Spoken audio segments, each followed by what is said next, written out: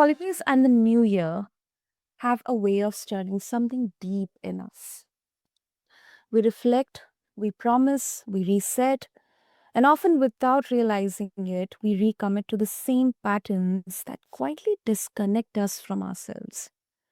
Listeners, today's conversation is about those invisible promises and how we begin listening inward again. Welcome back, everyone, to the Mindful Living Podcast. I am your host, Sana, and the year turns. Many of us make vows to be better, stronger, more disciplined, more available, less emotional, but more productive. But then here's the question that I want to sit with today. Who are these vows really for? Some vows are spoken too loud, others are inherited, and some are quietly absorbed over time until they start running our lives. Listeners, today's guests know this terrain intimately. Toni LaMotta spent 16 years living under a vow of obedience as a Catholic nun. But her deeper insight is this: leaving the convent did not immediately free her from obedience. It revealed how deeply obedience had already shaped her inner world. And since then, Tony has helped hundreds of people recognize the unspoken vows they make to family expectations, corporate culture, perfectionism, and the relationships where their voice slowly disappears. She's a spiritual coach, master teacher, internationally acclaimed speaker, and holds multiple advanced degrees across theology, education, mathematics, and spiritual leadership. Alistair Stoney's work bridges intellect and intuition, structure and surrender. And today we are exploring what it really means to reclaim your inner compass. So, Tony, welcome to the Mindful Living, and I'm really, really honored to have you here with us. Thank you so much, Jenna. I appreciate it. It's been quite Thank a you. journey. Yes, definitely. And Tony, when people hear the word vow, they often think of something, formal or religious, including myself. But you argue that most vows shaping our lives are invisible. So, what are some of the most common vows people are living by without realizing it? Well, that's a great question because most people don't even realize how they're listening to what their parents taught them, for example.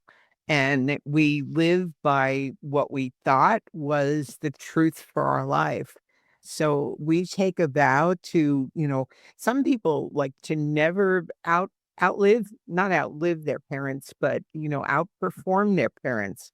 Some people have a vow to perfectionism, that everything has to be perfect. And most of these start in early childhood. I teach something called the Enneagram. I don't know how many people are familiar with that. It's both a psychological and a spiritual tool. And part of it tells us how our ego was formed. And our ego was formed as little children, and we reacted against what was keeping us from our true essence. And so we make a vow to live a certain way. Some people like think they have to be perfect. Some people think they have to outshine everyone and be successful, and it's more important who they are. For some people, it's about taking care of everyone else, and they want to take care of needs for everyone. So everyone, every single one of us make a promise to ourselves without even realizing it. And I call it vows because that's something that for me, it was very obvious. I did take a vow of obedience, which basically told me not to trust my own inner wisdom. And I Mm, have noticed how often that's true for most people. We really look outside ourselves, always asking everybody else for their opinion, always looking for, what else should we be finding rather than trusting our own knowing. yeah, yeah. And uh, I this is powerful because what you are describing, it doesn't sound like a conscious decision. I mean, it sounds like survival. like learning the rules of belonging before we even learn the language of self-trust. Um, Absolutely. and Yeah. Mhm. yeah, and Tony, I'm really curious to know, like, how early do these vows usually form? Well, interestingly enough, scientific studies have shown that they happen from the womb up to about 5 years old. So Oh, we're already programmed kind of for we come into the world with a temperament. You know, my sister had twins, and I remember when they were born, they were so different right from day one. And so mm, any parent knows your children come in with a personality. But then and this is where, you know, our life is attached to the divine and we know our perfection and then we have woundings, and everybody has a wounding, whether it's the way you were born. Some people born with forceps or breech births or different kinds of experiences of birth. And then over the years, and it may not have been any big trauma, but all the little traumas of just being little in a big person's world is a trauma to a child.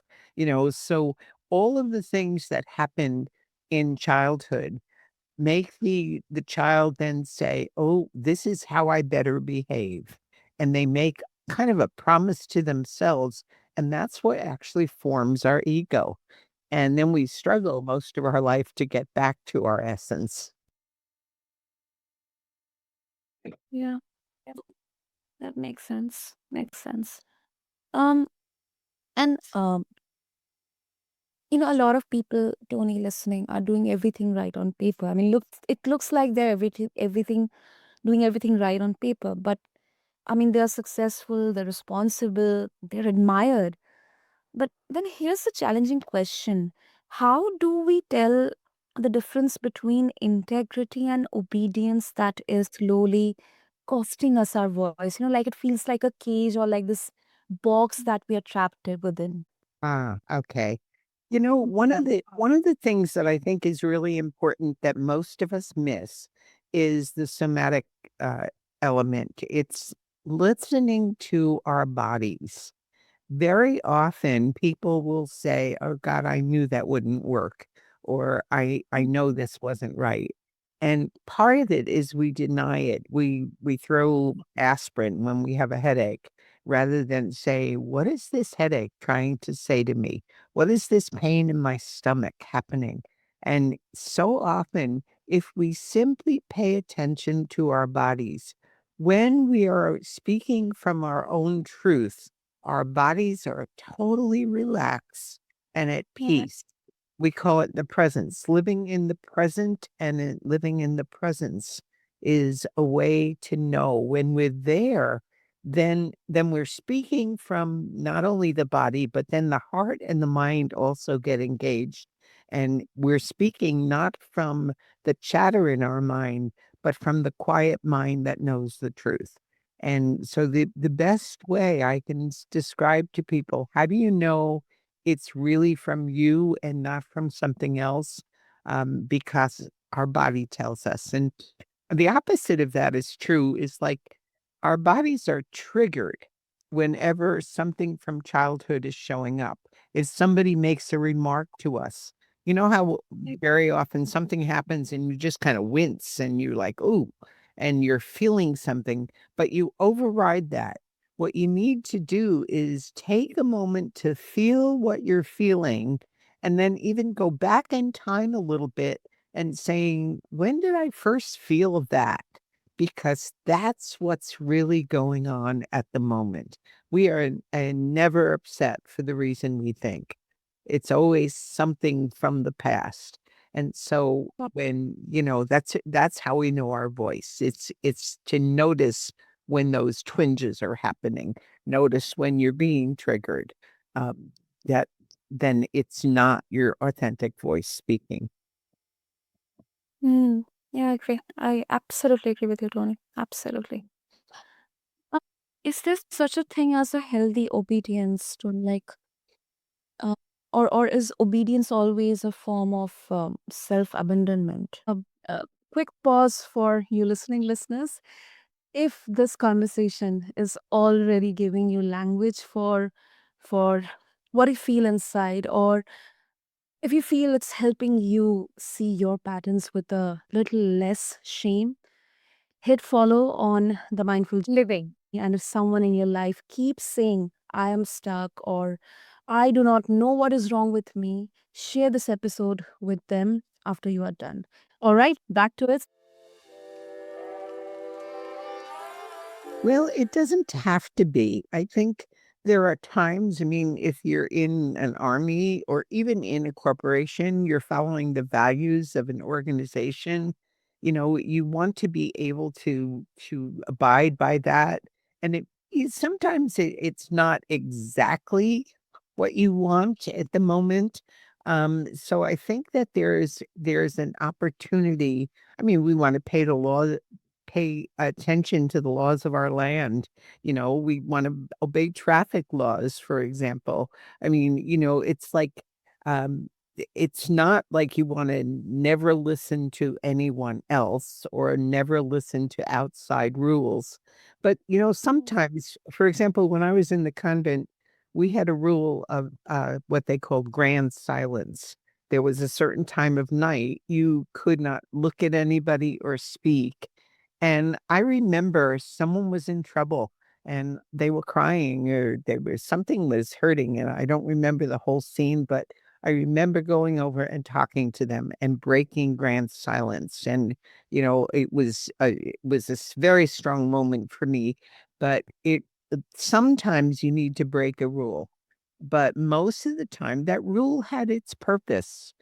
I learned profound mysticism during that time. I spent my time speaking to the divine, so it was a wonderful opportunity, but there are times then you need to break those rules. So yeah, there are moments to be obedient, but it's when our bodies are saying something's wrong here, we have to listen to that rather than listen to the rule. Exactly. Yeah. Yeah. I really love that. And this distinction matters, because many people um hear reclaiming your voice and probably, like, assume it means rejecting everything, like quitting jobs or ending relationships, burning bridges. But what I'm taking away from, what you shared is something quieter, like less reactive and more discerning. Like, it's not about rejecting the world, it's about no longer disappearing inside it. Exactly, it's not rejecting at all. I remember one of my clients, man named Jerry, came to me, and he had lots of decisions like that to be made, whether he should leave his job, whether he should Mm. leave his wife, whether he should move somewhere, and you know, he was trying to make all these decisions and asking everybody's opinions, and I had to work with him to just get him quiet and say, "What are you really feeling? Like, what's how do you feel when I say leave your job?" And he was like, "Oh, very uneasy." And I said, "Then that's very strongly telling you that's not what you need to do. There may be changes that need to happen at the job." And the same thing was with his relationship. When he thought about leaving, it was just not comfortable. And so I said, "Let's look at how we can make that relationship better." But when he thought about moving, he said, "Oh, he just got this sense of joy." And I said, "Well, then that's something that you might wanna be able to do." So I know it almost sounds simplistic when I'm saying it this way, but it's we're not in touch. We don't get quiet enough to really find out what's going on. What is the inner knowing? And the inner knowing is never wrong. It just tells us exactly what we need to do. And sometimes it doesn't happen like instantaneously.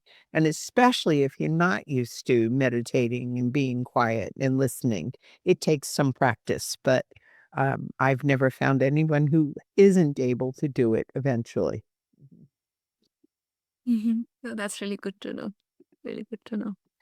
And Tony, as we have stepped into a new year, Many people set intentions. In fact, I have tried it so many times, but then sometimes, these intentions, they can quickly turn into another form of self pressure. So, how do people unknowingly recreate the same vows every January? I mean, just under the label of growth. Oh, that's a wonderful question. It's like most Yeah. people, I actually wrote a book that I many years ago that I almost called "Stop Setting Goals," and and part of it, it was really, in fact, I can explain that because it was very interesting. The book wound up being called "What You Really Want Wants You," and it was an invitation to look at the quality you want to experience in your life rather than the specifics of what you think you want. And so when you focus on a quality, you just focus on that quality and watch how it starts to show up in your life. I give an example. One year in January, once again, I set the quality of beauty, and I don't know why, but that's what came up for me that year. And I was visiting someone's home, and I'm a minister and I was running a church at the time, and she was going to come and play the crystal bowls for our Mhm. church, and she wanted me to see them. I walked into her house and I said, "Forget the bowls. I want to buy your house." And I was joking. And she looked at me and she said, "I seriously want to sell this, and I'm looking for a condo." And I was living in a condo, and we wound up selling each other our homes. And Mm, the very first thing people said when they walked into this house was, "Oh my God, it's so beautiful here." Now, I mm, had to laugh because I wasn't looking at buying a house. I wasn't looking to move. I simply was focused on beauty, and that's what showed up in the form of a house.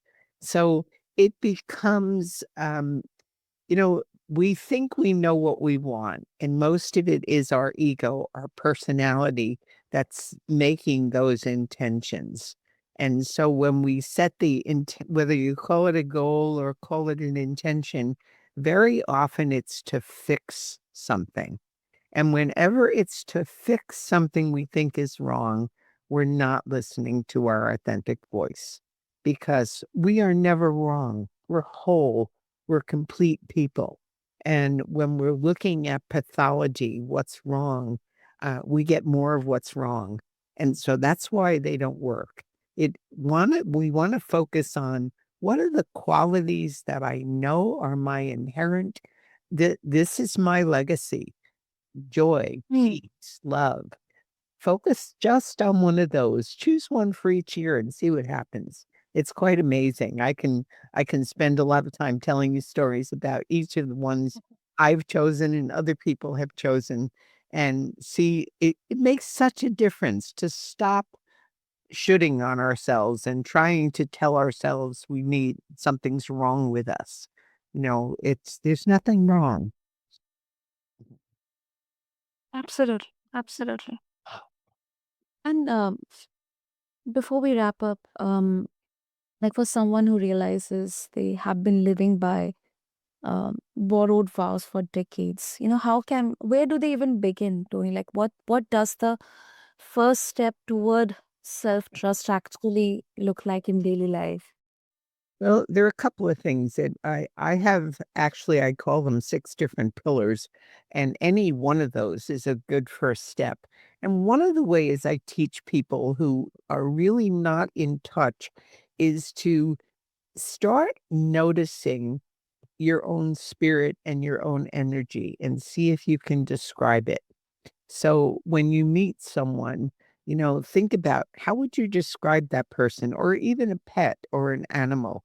And so become conscious of that divine energy in things and in people is one way. And then you start noticing when you're out of that energy and you're not feeling that. And all of us have experiences of walking in a room and feeling like something's off, but we don't get conscious of it, so we need to be more conscious. For other people, one of the processes that I love teaching is a journaling process. And it's not just a stream of consciousness writing, it's very directed journaling that helps us to look at what our life is trying to teach us. And so one of the things I teach people, the very first, I'm going to be teaching a class like that coming up soon, actually. And many Oh, people just start by writing the 10 major events that have changed your life. And no matter how old you are, you only get 10.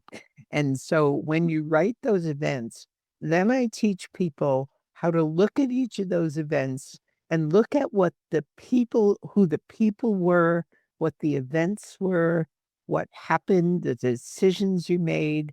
And one of those events is probably trying to speak to you today. And we do guided journaling where it's a way that I think most people can, even people who don't like to write because you're not doing it for anybody else's eyes, you simply write out what your experience was, and it's amazing the revelations that happen, and our life tells us what it wants to become. Very fascinating. So that's one way. There, as I said, we don't have time to go over all of them, but there are, multiple different techniques and ways and um that can help. But one of them is just sensing your energy, sensing the energy in the room, even trying to label it, and then sensing.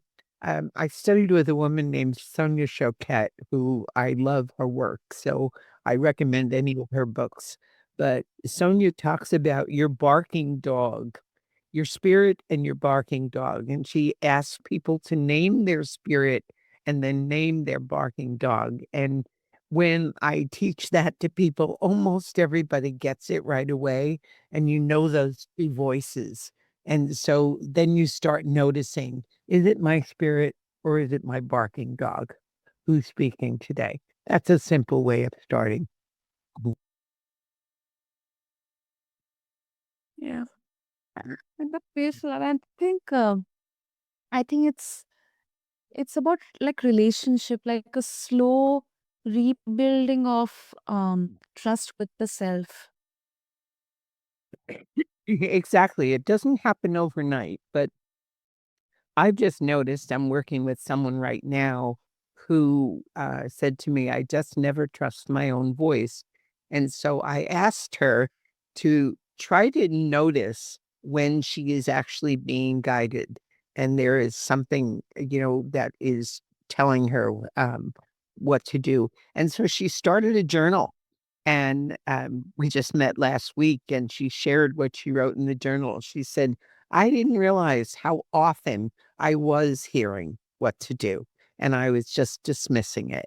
So it's becoming conscious and becoming aware and mindful of what's actually taking place all the time. I mean, we can talk about spirit guides, and there are angels and guides happening. I just give you this is a crazy example, but I recently broke my ankle. I fell and broke my ankle in 4 places. And my watch, I wear an iWatch, and the iWatch actually called the emergency squad to come and get me. And the minute I gave them my address, my watch died. And no, to me, I was being guided. There was an angel watching over me at that very moment. And everybody I share that story with says, oh, wow. I mean, that was kind of a spectacular thing, but things happen like that all the time when we are being guided. You know, Yep, yep, yep, absolutely. Oh, such a beautiful conclusion to this conversation, listeners. And Tony, of course, you have an upcoming class coming up. And if listeners, they would like to connect with you, get access to all the resources that you are sharing, your wisdom as well, how they can connect with you.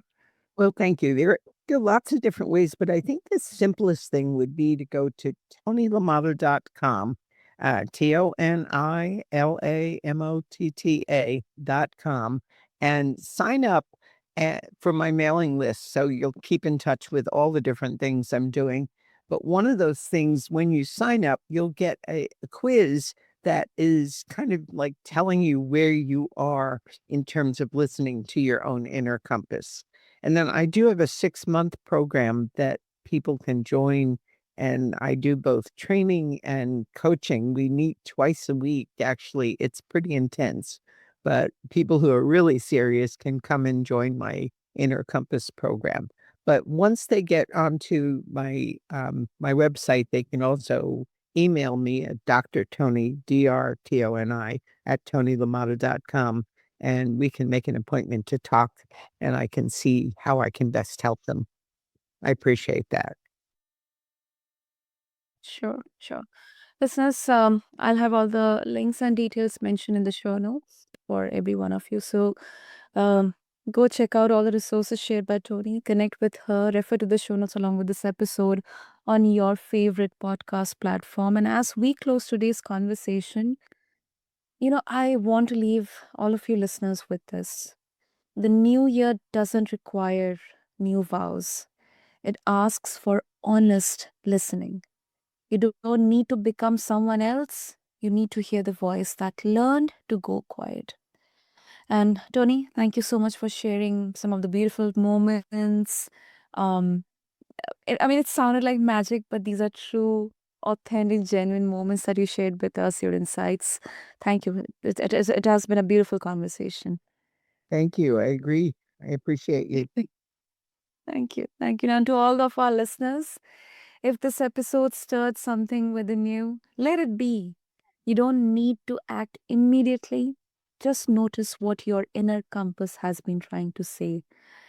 And until then, this is the Mindful Living. I'm Sana, and I'll meet you again where curiosity meets courage. Thank you.